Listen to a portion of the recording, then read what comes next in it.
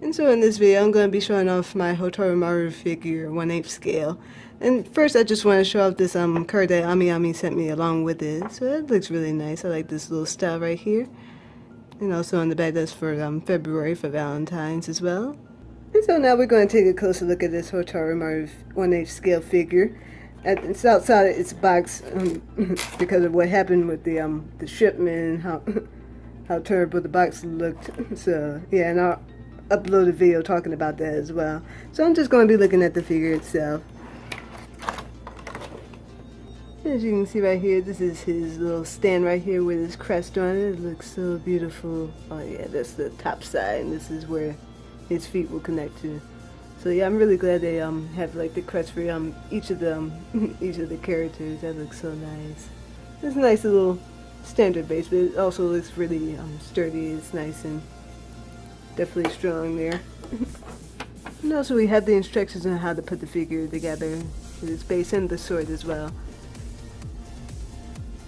And as you can see, some pieces do detach from it. As you can see from the bottom, there's some little pegs and little holes that the shoes attached to on the base. So you'll definitely know where to be able to position itself on there.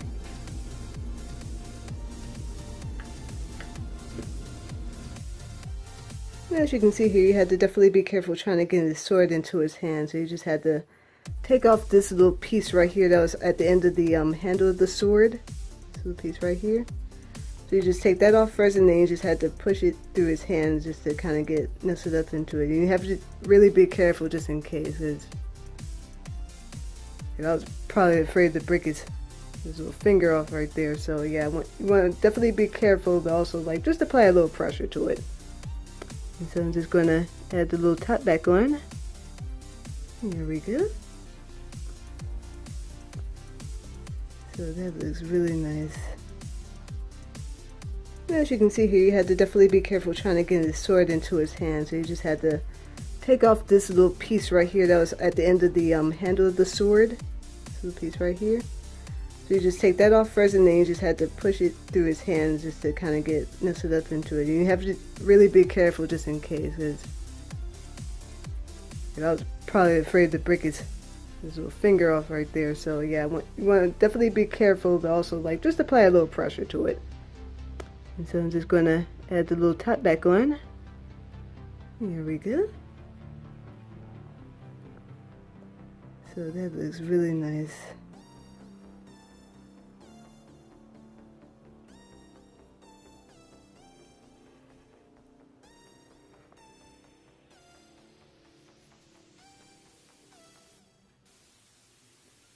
And so yeah, it's still very unfortunate what happened to the box during delivery, but there's nothing I can really do. I can't really tell AmiAmi that just the box was damaged, and well, they say as long as the figure is all right, then there's nothing really they can do with the box. I mean, it's not like they can take another figure out of their box and just give me like a replacement box, and so they can't really do that, which is understandable. I understand. And also, although with USPS, they definitely really have to be careful with how they handle packages. That's just the way that my box came in is just unacceptable. But you know, I'm not too worried about that. As long as my figure came in good condition, it's probably should be a silver lining there. Cause I don't want my figures to come, the figures themselves to come damaged. I mean, I can easily repair the box, but with the figures, that's going to be a different thing. At least thankfully the figure is in good condition. It's not damaged.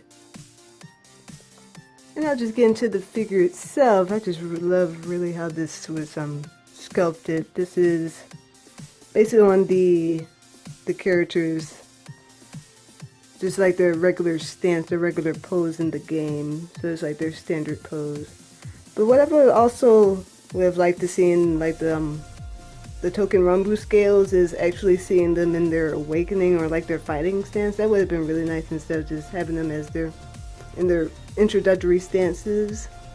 I would have also liked to see him in his fighting stance. That would have been really nice. You know, give it like a little more a little more life, a little more to the figure, because they are fighting swords. So yeah, they're like personified swords. So like to see them in action would have been really nice. You know, really put emphasis on sword boys. So yeah. But I don't mind. I just really like how this is sculpted. Like really like his expression. This is my favorite character in the game.